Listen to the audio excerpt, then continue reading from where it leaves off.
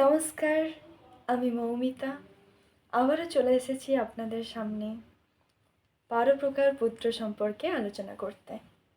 আগের দিন আমি সপ্তম পুত্র তথা কানিন পুত্র সম্পর্কে আলোচনা করেছি, আর এই ভিডিওতে অষ্টম পুত্র তথা সহৌড় পুত্র সম্পর্কিত আলোচনা করব।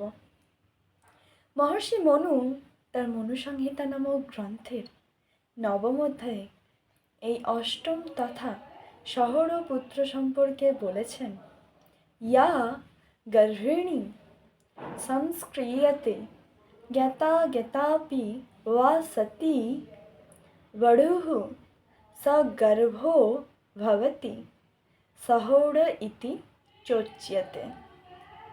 অর্থাৎ, যদি কোনো নারী বিবাহের পূর্বেই গর্ভবতী হন এবং অন্য পুরুষ তাকে বিবাহ করেন, আর সেই সন্তান যদি সেই স্বামীর গৃহেই জন্মগ্রহণ করে, তাহলে সেই পুত্রকে সহৌড় পুত্র বলা হয়। আপনাদের যদি এই 12 প্রকার পুত্র সম্পর্কিত আলোচনাগুলি ভালো লাগে, তাহলে আপনারা নিজেরা জানুন এবং শেয়ার করে অন্যকেও জানতে সাহায্য করুন। ধন্যবাদ।